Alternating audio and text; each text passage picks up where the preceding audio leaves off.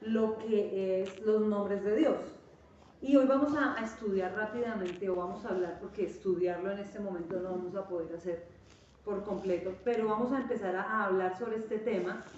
Y el nombre que vamos a hablar es el Roí, E-L-R-R-O-I, sin H intermedia, el Roí, porque el Roí con H intermedia tiene otro significado, ¿cierto? ¿Sí se acuerdan? Este es el Dios que me ve y el otro es como Dios es mi pastor. Mi pastor. No, Dios es mi pastor. El Rojí es Dios es mi pastor. Y habla el de Roí, Salmo este es el Dios 23, que me de ve. cuando se refiere al Salmo Ella es la 23. mejor estudiante del curso de teología. ¿No hay nota? También es la secretaria y hace muchas otras actividades. Vean, Mari, necesito que grabes la charla y que le digas a todos los que no vinieron porque voy a dar algunos anuncios importantes. Dentro de 8 días nos reunimos igual. Hoy les pido excusas porque pues tenía la comida entre el horno y era más complicado. No calculé bien el tiempo y ya cuando me di cuenta ya ni estaba empezando el proceso como para dejarlos abandonados a su suerte el cordero entre el horno, ni estaba, mejor dicho, ya estaba era por término, o sea, ni estábamos en un punto bien crítico, entonces ya ni se podía apagar ni se podía dejar abandonado, o sea, si lo apagábamos en ese momento y si lo dejábamos abandonado, se dañaba todo el proceso. Entonces tocaba así, pero la próxima semana ya me organizo mejor en el tiempo. ¿Tú vas a estar la otra semana en Bogotá? Ah, estás cordialmente invitado. El otro sábado, para que necesito que me ayudes con esto, que voy a anunciar. El otro sábado les voy a pedir que todas las semanas, que ya no tienen novenas navideñas, hermano Ezequiel, esta semana oren y pídanle a Dios guianza, porque siempre que uno termina un año, termina como con cierto sinsabor de cosas que no logró hacer, por cosas que faltaron, cosas que uno tal vez hubiera querido lograr y no se lograron. Pero hay que entender que hay muchas cosas, Dios para entregarle a uno las cosas que uno anhela y necesita, para él no es nada, hacerlo caer ya mismo desde el cielo, así como hizo caer y llover el maná del cielo. El asunto es que si Dios no nos entrega ciertas cosas en determinado momento es porque uno, o está probando nuestro corazón, o dos, lo que estamos pidiendo no es lo que nos conviene recibir en el momento. Entonces vamos a tener paz y vamos a tener calma. Pero les voy a pedir, ya cerrando el año, que tomen un tiempo para orar y se sienten a escribir en una agendita nueva, o sea, desde ahorita busquen la agenda para el otro año, búsquense un cuadernito nuevo para el otro año.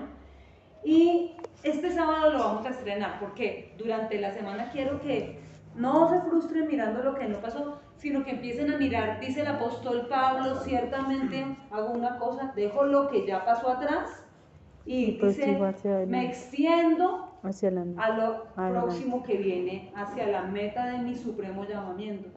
Porque nosotros no podemos vivir anclados al pasado ni a los errores de las cosas que no hicimos, que hicimos bien mal, o sea, ya lo que pasó no se puede cambiar, pero sí podemos cambiar lo que hacemos ahora para que el futuro sea diferente. Tenemos una oportunidad. Mientras haya vida, hay esperanza. Entonces vamos a tomar esta semana lapicito, papelito y vamos a empezar a pedirle, Señor, guíame, ¿qué viene en el 2023 para mí? Porque el Señor habita la eternidad, dijo el profeta Isaías. Él conoce el pasado, Él conoce el presente, Él conoce el futuro. Y nuestro futuro está solamente en manos de Dios.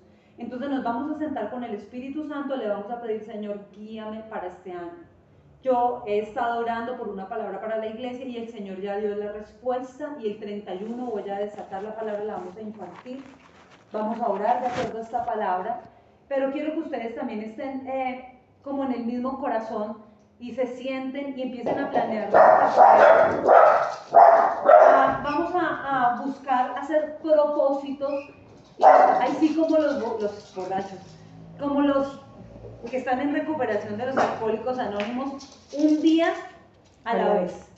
Que cada paso o cada cosa que nosotros nos propongamos dentro del propósito sea algo real, porque el poner metas irreales nos frustra y nos amarga. Vamos a ponernos metas que sean reales, metas que vamos a trabajar día a día, porque la constancia es lo que marca la diferencia, es la disciplina lo que hace cambiar las cosas. Usted puede encontrar un futbolista muy talentoso, pero que no entrena jamás, y el tipo es un petardo, porque aunque tenía el talento, si no se disciplina y trabaja todos los días, no hace nada, pero también encuentra personas que desde muy pequeños tienen el talento y empiezan a cultivarlo y a entrenar y entrenar y entrenar, que cada día que entrenan se hacen más excelentes, y la vida cristiana es eso, es un día a día.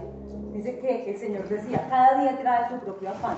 Entonces vamos a entregarle el año al Señor, vamos a terminar esta semana que es crucial, es la última semana, y vamos a tener en una agenda, en un cuaderno, los propósitos para el otro año, y quiero que pongan en cada área de sus vidas.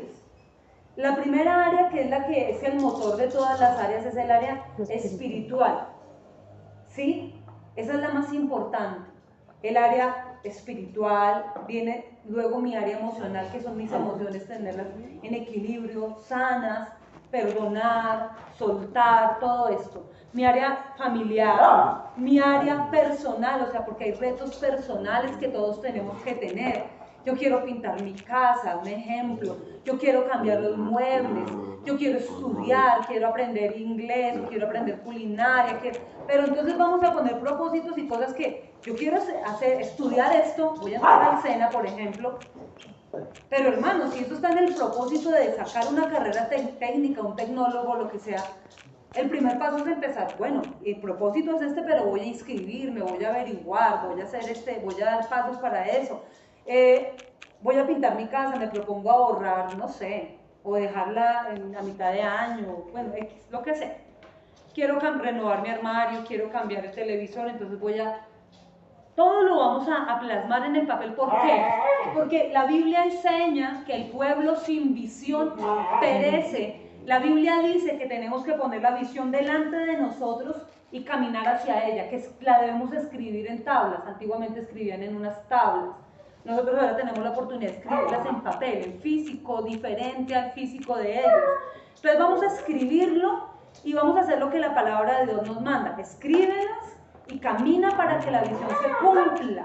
Entonces voy a sacar mis otros 2 semestres de psicología, o sea que ya estaría más de mitad de carrera en psicología.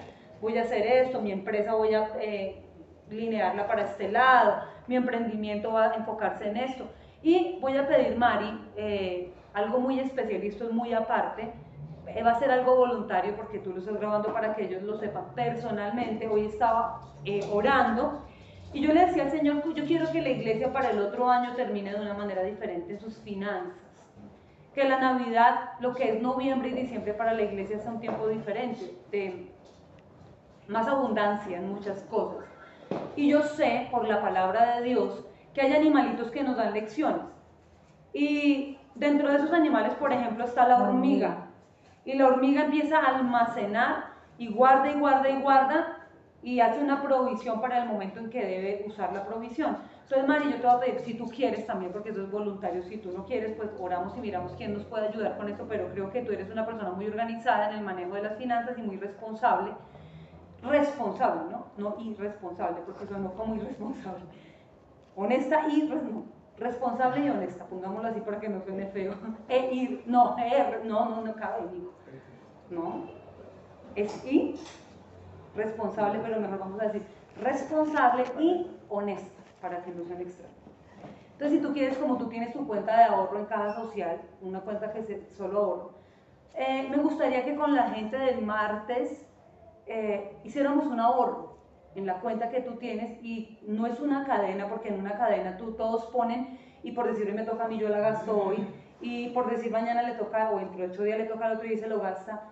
Yo quisiera que hiciéramos una especie de cadena, aunque mucha gente dice que las cadenas son del diablo, no es así porque no es una pirámide, es un ahorro organizado, pero esto no sería una cadena como tal, sino sería un ahorro programado, para que todos al final, para lo que es Black Friday, todos tuviéramos un ahorro porque tenemos planeadas unas vacaciones y no las pudimos realizar porque ahorita no hay dinero, porque teníamos programada una salida a orar por la ciudad en el cerro, no se pudo por falta de dinero. Y no, el dinero no debería frenarnos, creo que nos falta organización un poquito. Entonces yo quisiera, Mari, óralo y tú me das una respuesta antes del sábado, para que cada uno, entonces haríamos un cuaderno que tú lo recibes ahí en la oficina, por decir, Nicolás entregó 100.000, escogemos las fechas, puedes ir al 15, a la quincena de mitad de mes, y te entregan a ti el dinero y en la planilla que la persona firme, entregue tanto. Y tú tienes igual un talonario de recibos, entonces tú le das el recibo a la persona y tú guardas tu control ahí y ya. Y al final, porque por lo menos cuando yo he hecho ahorros de cadena, porque yo los he hecho y eso me ha servido demasiado, o sea, demasiado, yo siempre busco que me lo entreguen al final porque no quiero gastarme la plata antes y luego pagarla, porque eso es muy aburridor ya uno pagar algo que ya se gastó. Ya uno le da como dolor de estómago, uno estar pagando, si se la gasta de primeras y luego paga y paga, pues es más motivante cuando uno paga y paga y a lo último de la entrega. ¿Sí? Bueno, entonces sería así para todos igual, para que cada uno tenga su ahorro, o sea, que nos obliguemos a la cultura y a la disciplina del ahorro. Un pastor decía una vez, las deudas no son del todo malas, las deudas son buenas. Y yo decía, ¿por qué una deuda va a ser buena? Si dice la Biblia que el que debe es esclavo de aquel a quien le debe. Entonces decía, no, las deudas en algo sí tienen una cosa que tú le puedes sacar bueno. El pastor Pablo de su presencia, él nos decía, ¿por qué? Y él es un economista muy bueno, ha llevado esa iglesia a un nivel económico impresionante. Él decía, porque las deudas cuando tú sales de ellas, uno dice, ay, terminé de pagar, descansé, ahora tengo más, ahora me llega la plata más libre porque ya pagué la nevera, ya pagué el televisor, ya pagué la lavadora, y uno sale, pero ya después no compras nada. Pero uno ya no compra nada. Yo he comprado cosas así, yo me he disciplinado, luego pero uno dice, y este año no compré nada, es verdad. Y finalmente me sentí como igual, o sea, ¿qué hice? No hice nada. Entonces las deudas son buenas igual porque la plata te enseñan a ti exacto, a ahorrar. Entonces hoy me tocó. Entonces, como yo ya debía y pagué mis cosas, yo tengo que aprender de alguna manera. Hago de cuenta como si fuera un préstamo, una deuda, y lo que estoy haciendo es un ahorro. Entonces, hermano Elkin, para que nos disciplinemos y nos organicemos todos. Si Maribel acepta, ¿sí acepta? Sí, listo. No, me parece excelente. Porque ella es supremamente organizada, o sea, ella tiene todo siempre en cada cosa, entonces ya listo. Y cada uno a final de año, como ya tiene su control, sus valecitos y su firma y todo el cuento, dice, bueno, a mí me va a sacar tanto. Que ese día celebremos, que ese día nos vayamos a comer algo, una hamburguesa o lo que sea, y digamos, todos estamos terminando bien. O sea, tenemos un ahorro y voy a comprar esto para mi casa, o voy a invertirlo en mis hijos, o en la ropa, bueno, lo que sea, pero que todos sientan como que, bueno, ahorramos y logramos hacer algo, porque no podemos llegar a otra Navidad y otra vez como que todo así. ¿Listo? Entonces, para que tú lo hagas con la gente del martes, para empezar con los del martes que son los más serios. ¿Listo?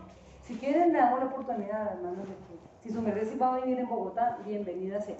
¿Listo? Entonces eso, María. Y traen dentro del cuadernito, dentro de 8 días, los propósitos para este año, porque vamos a entregarle eso al Señor.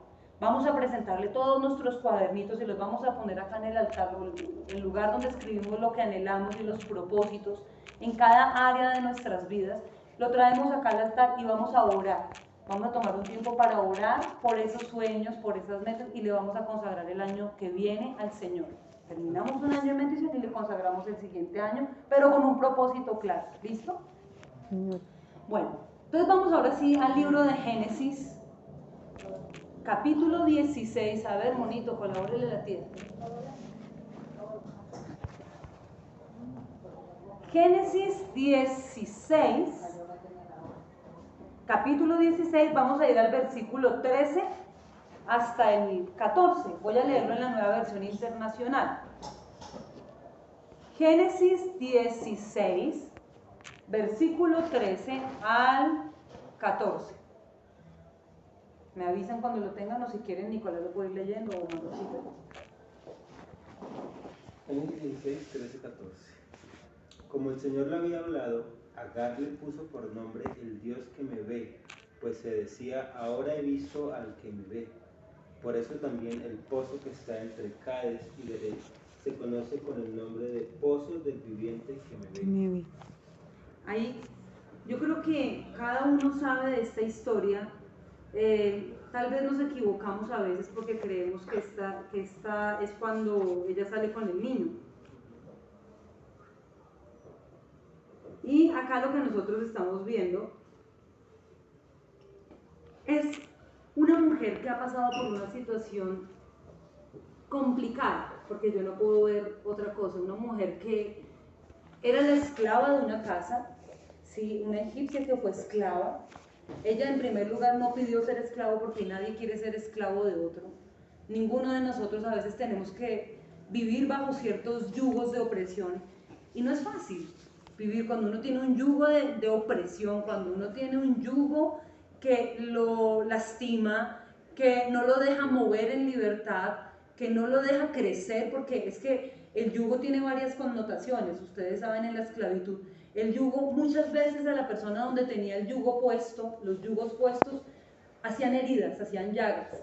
Y ciertas partes del cuerpo se deformaban por causa de los yugos que a la gente le ponían. Un ejemplo es el cepo, cuando una persona era esclava y la metían en el cepo y duraba mucho tiempo.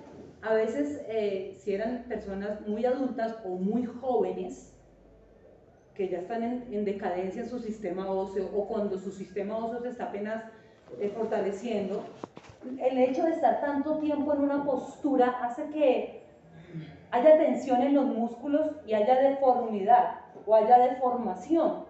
De igual manera, los grilletes para los esclavos causaban heridas.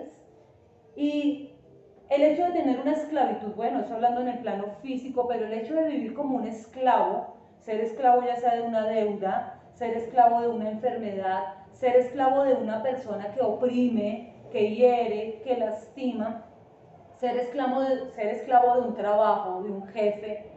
Esos son otros tipos de esclavitud moderna, ser esclavo de una adicción, por ejemplo, de una droga, del alcoholismo. Hay tanto tipo de esclavitud moderna.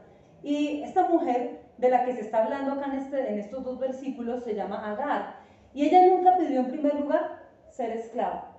En segundo lugar, ella no pidió que la embarazaran, agarraron su cuerpo sin permiso de ella, sin su permiso tocaron su cuerpo de una manera, para mí es indigna, porque algo que no se concibe dentro del amor y del respeto es algo indigno. Fue tomado su cuerpo a la fuerza simplemente por la condición de vulnerabilidad que tenía ella, y ese es un tipo de abuso y de esclavitud, porque la esclavitud genera abusos, injusticias, y su cuerpo fue abusado, fue tomado, y su vientre prácticamente fue un vientre en alquiler sin el permiso de ella, porque hay gente que lo hace en la actualidad y ok, pero en el caso de ella fue a la fuerza y fue embarazada. Y cuando ella se encuentra en embarazo, ella tiene una actitud de menosprecio hacia la persona que la menospreció a ella.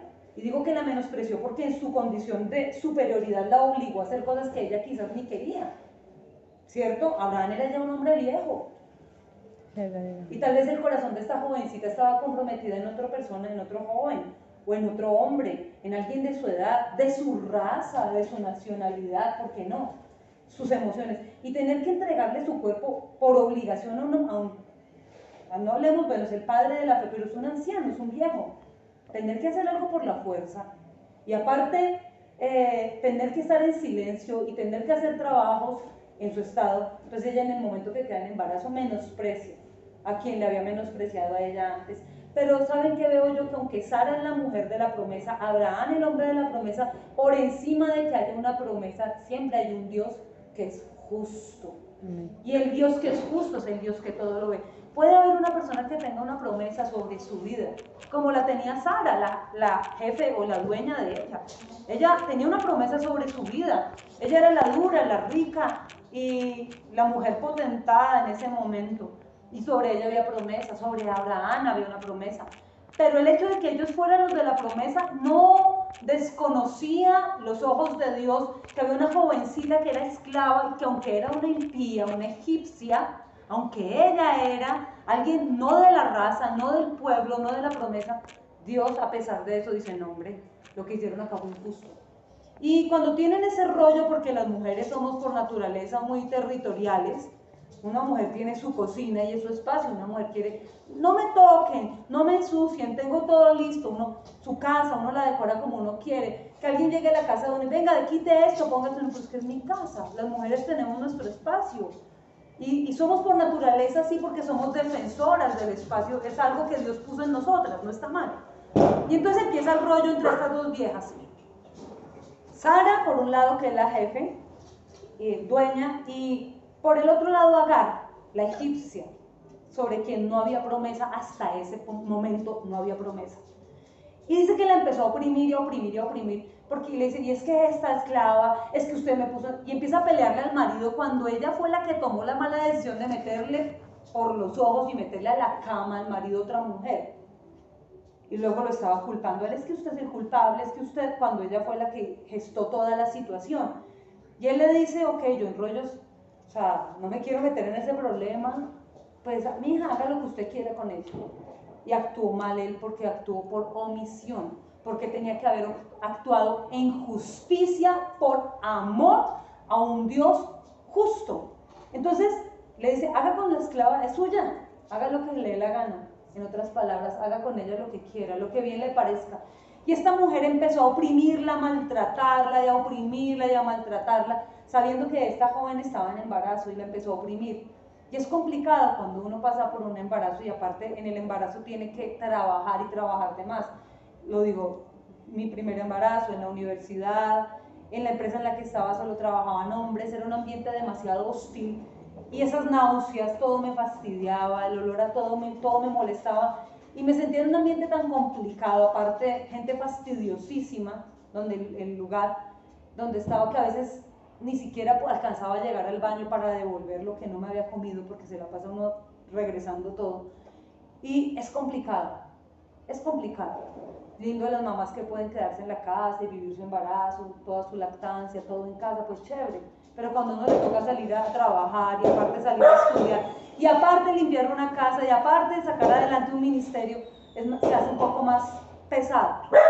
Ahora, dice que esta mujer, por causa de la opresión que estaba viviendo, decidió salir huyendo de la casa, pero allí tenía comida, pero allí había una estabilidad, allá había un techo, allá había gente que la protegía porque estaban los guardaespaldas de Abraham, la gente de guerra que él tenía, estaban más siervos, estaba en un ambiente, digamos, más seguro, pero ella, a causa de la opresión, decide salir, porque hay momentos que la opresión hiere tanto que las personas deciden salir. Y me parece impactante porque dice que en este momento el Señor le habló a ella y dice que en este punto el Señor le da una promesa a ella. Eso está en el libro de Génesis, en todo el capítulo 16 ustedes pueden ver. El Señor le dice, no, estás en embarazo, tienes que regresar y tu hijo será una nación grande, y le da una promesa, y va a ser un tipo de guerra, va a pelear contra todo el mundo y todo el mundo le va a pelear a él. Y hasta el día de hoy, toda esa zona de Arabia que son descendientes de Agar, miren las noticias, se la pasan dándose plomo a toda hora, tirando bombas. Es pero se cumplió la palabra, se levantó una nación próspera y fuerte, un hombre de guerra, una nación de guerra. Acá es donde vemos en la palabra de Dios cómo sale el nombre de Dios, el Roí. Quiero que se aprendan esa palabra. ¿Cómo es Ezequiel? El Roí, porque ella dice, he visto al Dios que me ve. Quiere decir esto lo siguiente, que Dios estaba mirando la injusticia, que Dios estaba mirando la humillación, que Dios estaba mirando el oprobio, que Dios había visto el abuso, que Dios había visto el maltrato, que el Señor había visto la esclavitud, que el Señor había visto que a esta mujer le habían transgredido todos los límites, y Dios, que ve todas las cosas, es un Dios justo para defender al que es desvalido y al que sufre. Es lo que hace en el caso de esta mujer. Y es la primera palabra, es el primer nombre con el que arrancamos, el Dios que me ve. Ahora, esa es como la parte, podríamos decir, introductoria al nombre. Quiero que miremos, para terminar, Juan 1, 43 al 51.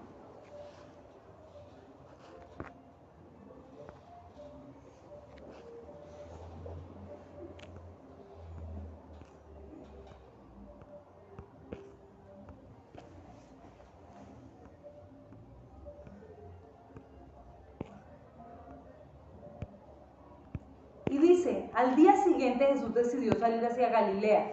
Se encontró con Felipe y lo llamó. Y le dijo, ¿qué palabra? ¿Qué le dijo? ¿Qué le dijo Juan? Sí. Ahora te llama Juan, Juan el qué. Sí, Felipe era del pueblo de Betsaida, lo mismo que Andrés y Pedro.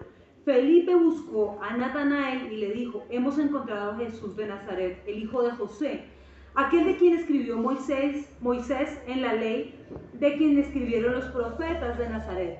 Respondió Natanael, ¿acaso de allí puede salir algo bueno? Entonces le responde, ven a ver. Le dijo Felipe. Cuando Jesús vio que Natanael se acercaba, comentó, aquí tienen a un verdadero israelita en quien no hay falsedad. Y entonces él dice, ¿sé por qué me conoces? Le responde Jesús, antes de que Felipe te llamara, cuando aún estabas bajo la higuera, ya te había visto, Rabí, tú eres el Hijo de Dios, tú eres el Rey de Israel, declaró Natanael. Jesús le dijo, ¿lo crees porque te dije que te vi cuando estabas debajo de la higuera? Vas a ver aún cosas más grandes que estas.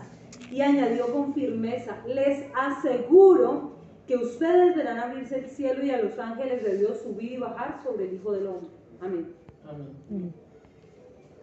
Acá podemos ver a el Roí, un Dios que lo vio. Acá hay un asunto, y es que Dios ve la injusticia que nos han hecho, pero el Señor también ve las injusticias que nosotros a veces cometemos con otros, porque esto no es la ley del embudo, lo ancho para mí, lo angosto para los demás. Dios ve acá, Dios ve allá. Dios ve en todos los sentidos porque Él es omnisciente y Él es omnipresente. Él todo lo ve, Él todo lo conoce.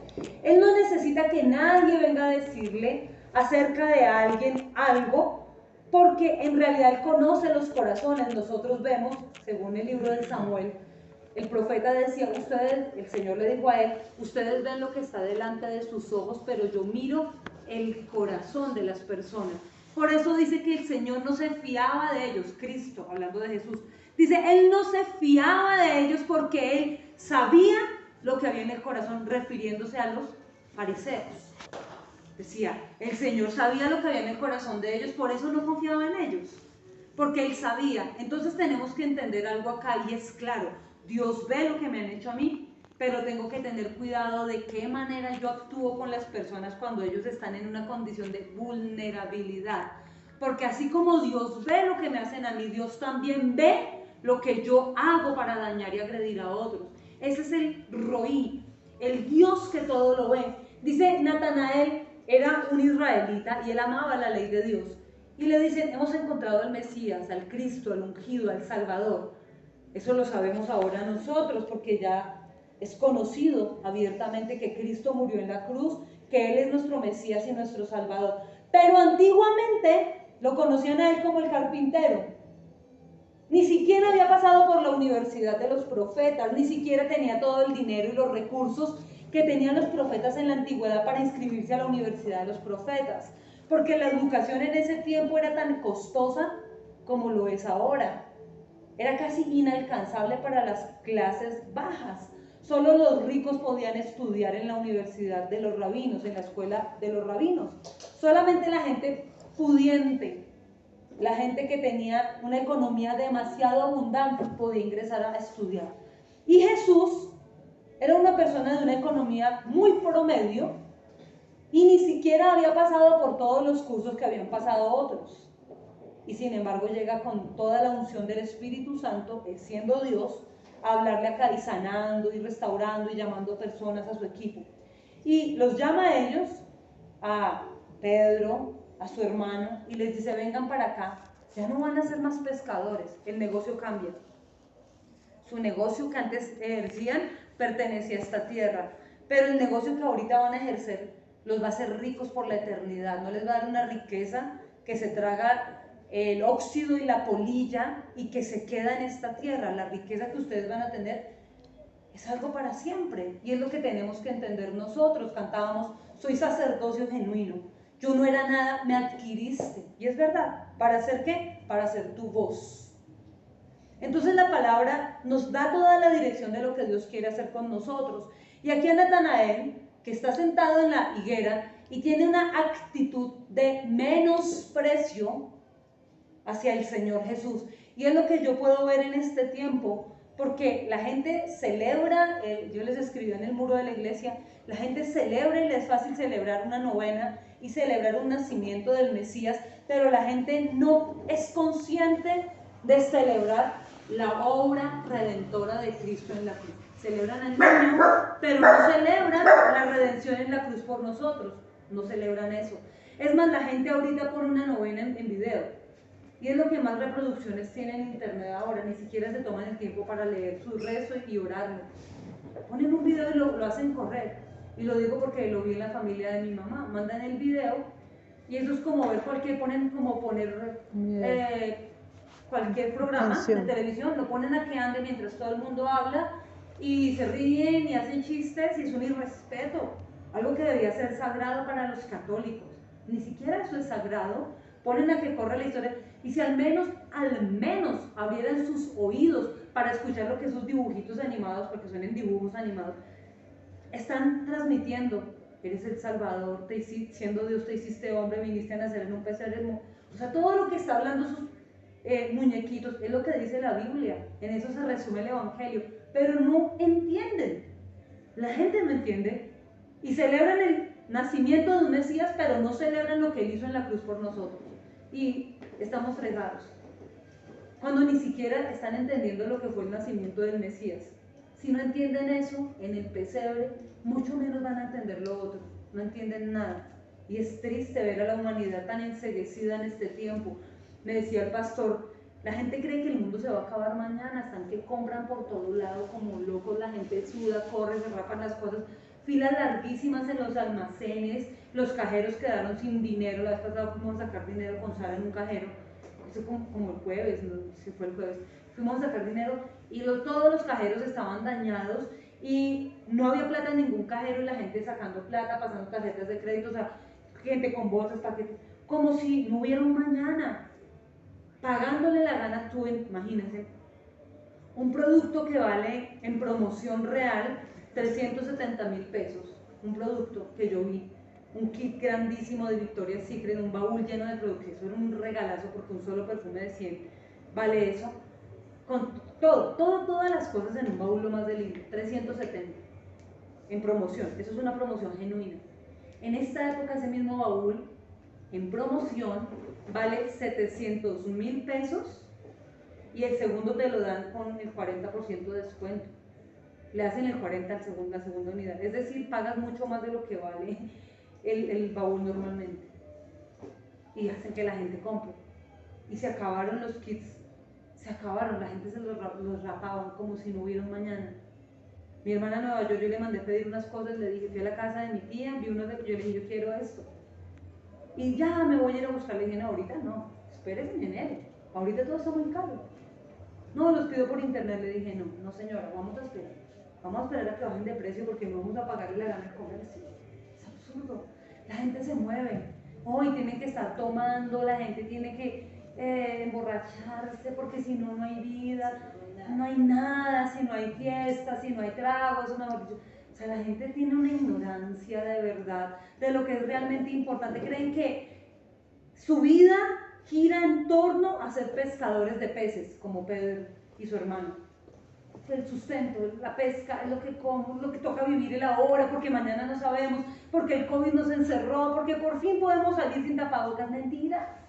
Los virus siguen, el COVID sigue, virus peores, o sea, ¿qué tan absurdo es todo eso? Nosotros lo único que tenemos que hacer es agarrarnos fuerte y bien fuerte de la mano de Dios. Es lo único. El jueves en la intercesión el Señor nos dio una palabra espectacular, ¿cierto? ¿No? Fue espectacular la promesa de Dios. Dios nos prometió 3 cosas que son supremamente impactantes. El Señor nos dio promesa. Y qué lindo cuando uno tiene una promesa, pues hay que echarle mano a la promesa y creerle a Él.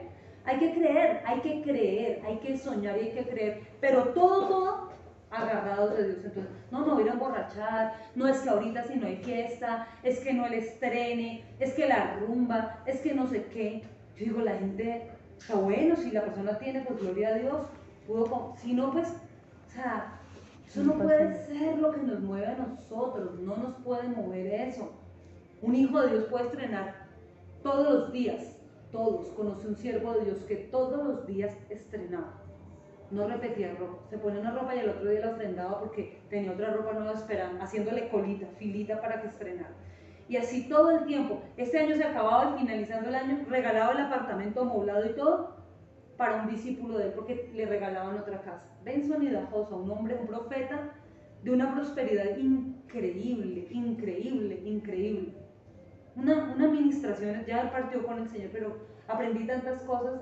Cuando Dios quiere darle a él, se lo dio. Genial por él. Dios lo quiso consentir de esa manera. Pero ese no es el todo del todo, hermano. Hay gente que todos los 365 días tiene que repetir. 365 veces tiene que repetir. Bueno, y gloria a Dios. ¿Qué dijo Job? ¿Qué dijo Job? Desnudo salí del vientre de mi madre, desnudo voy a partir de esta tierra. Dios dio, Dios quitó, sea el nombre de Jehová bendito, amén y amén.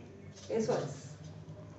Guárdalo. Sin embargo, Dios a Job, por ser tan fundamental en su fe, tan aferrado a su fe en Dios, Dios le entregó dos cosas, restauración y restitución, dos. Amén.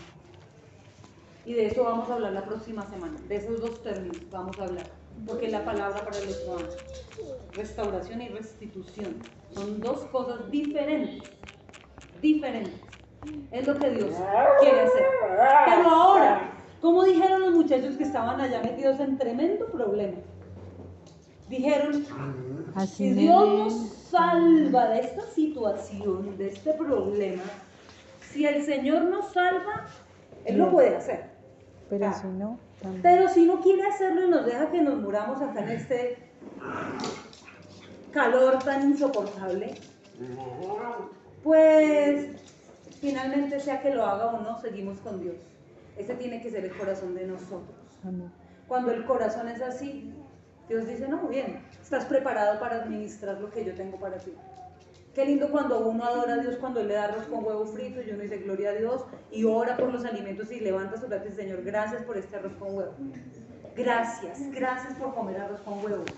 Gracias, Dios. Tengo un plato, tengo arroz y huevo para comer. Ah, bueno, el bonus, unas tajaditas de madurito y agua de panela. Ay, qué bendición. Qué lindo cuando uno también se puede sentar a comer, qué sé yo, filete de corvina, que es uno de los pescados más costoso, la corvina, o el salmón, o el filete de atún, o ¿cómo se llama esta carne? ¿Lomito? Tomahawk, Ah.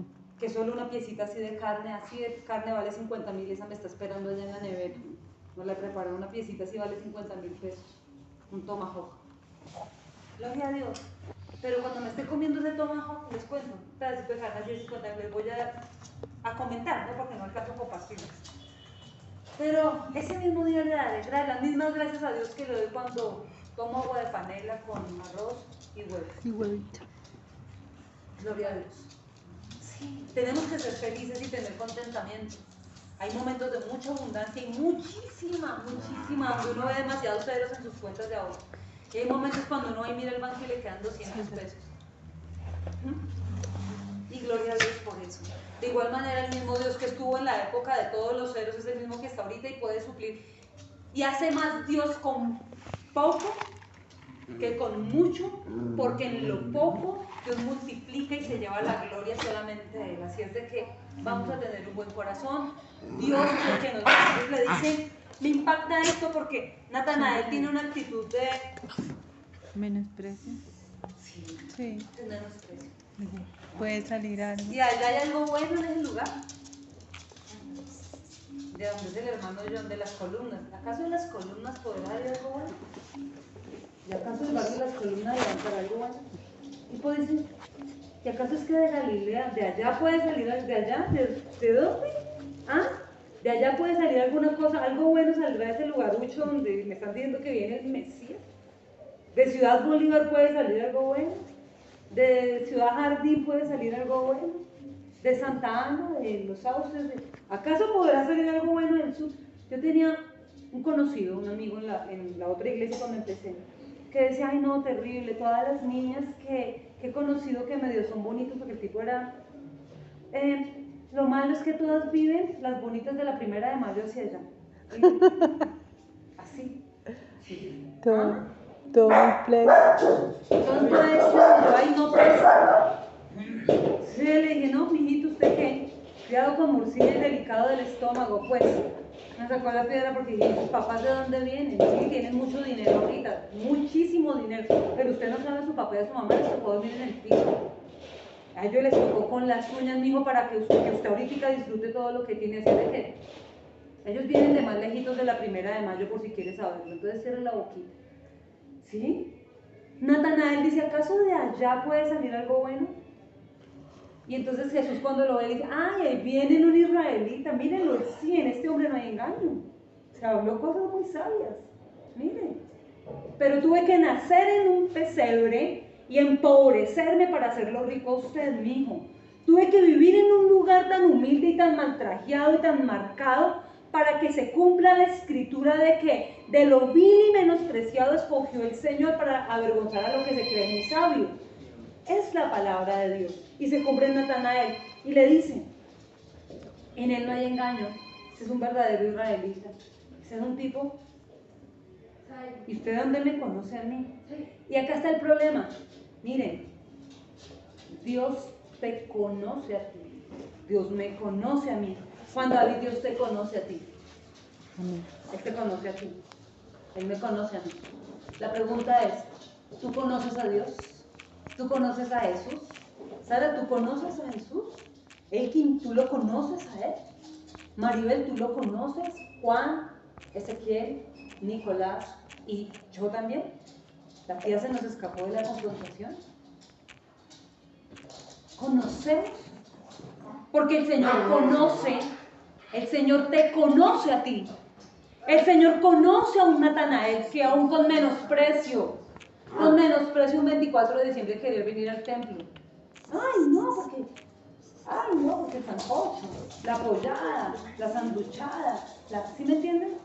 El Señor conoce a cada uno de nosotros, pero el asunto es, nosotros le conocemos a Él. Porque cuando le dice, ven y sígueme, es más, le dice, sígueme. La palabra sígueme en griego es una orden. Ya vamos a terminar, chicos, para que vayan. Pero la palabra sígueme es una orden. En griego, cada vez que Cristo llamó a alguien y le dijo sígueme, era un mandato inmediato. Esto me hace acordar de aquel profeta, no sé si ustedes se acuerdan de un profeta que existió en la antigüedad, que pasó el otro profeta y le dijo, ven, sígueme, y de repente agarró él y con la leña de la yunta encendió un altar, sacrificó los bueyes, prendió fuego y dijo, este es mi sacrificio. Eliseo. Y arranco para allá. Eliseo hizo eso, Elías lo llamó. Cuando Elías le dijo, ven y sígueme. Elías le dice, ven, sígueme. Y Eliseo, acto seguido,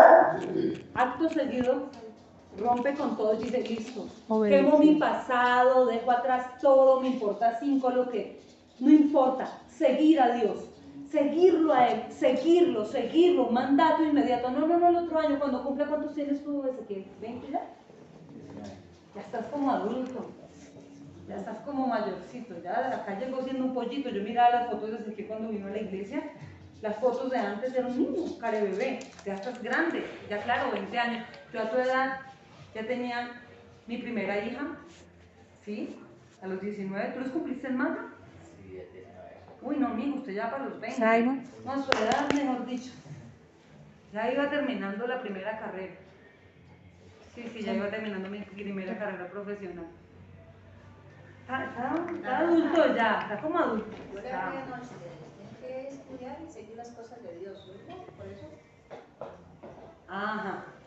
Toca Vea, traer pues. más a la tía, que Correa. Sí, una conversación. Orar. Exacto. Ve y sígueme, dijo el Señor. Sígueme, en el griego, un mandato inmediato. Hay muchos cristianos, entre comillas, pero hay pocos seguidores de Cristo. Eso quiere decir discípulos, porque la palabra sígueme en griego abarca, todo lo que yo estudié abarca muchas más cosas. Seguir, es decir, dejo mi manera de pensar para adoptar los pensamientos de Cristo. Dejo mi manera de vivir para vivir a la manera de Cristo. Voy a ser su discípulo, su seguidor. Para donde Él vaya, voy a ir yo. A donde Él se mueva, voy a ir yo. Donde Él se quede quieto, y me voy a quedar. Es hacer los sueños de Dios, no mis propios sueños. Es hacer la voluntad de Dios, no mi propia voluntad. Eso implica la palabra sígueme.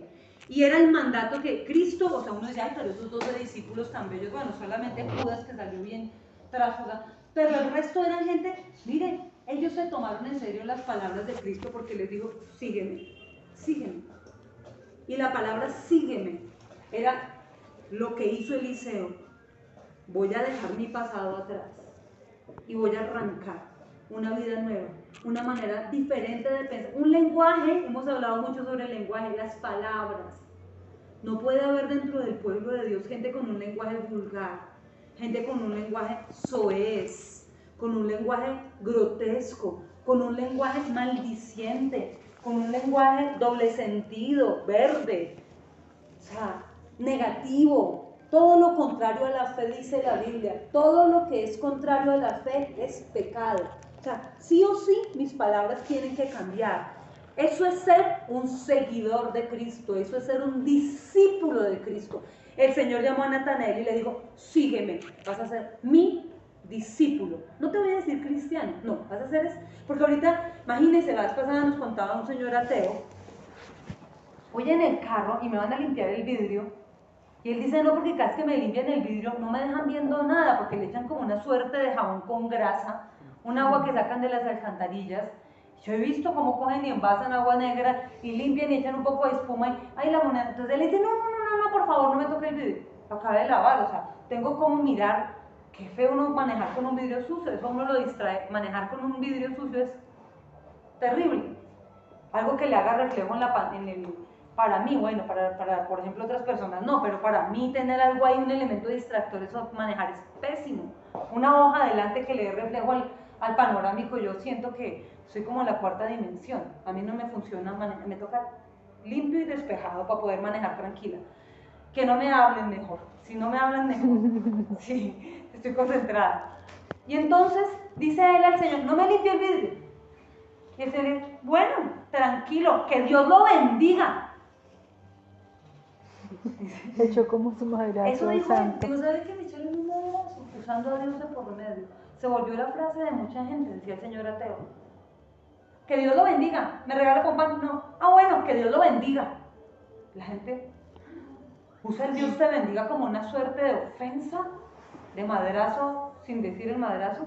Entonces, hay muchos que, ay, amén, la palabra de ahorita, ay, muchas bendiciones, ay, amén, amén, sí, gloria a Dios. Es un lenguaje que se volvió como muy inclusivo, un lenguaje como muy incluyente, pero en realidad lo que Dios pide de nuestro corazón es un corazón rendido a los pies de Cristo, verdaderos seguidores de Cristo. Dios nos ve. Ahora, el que nos conoce y el que nos ve es conocido por nosotros. Que no nos pase como Agar, que dijo, ay, ahora veo al Dios que me ve.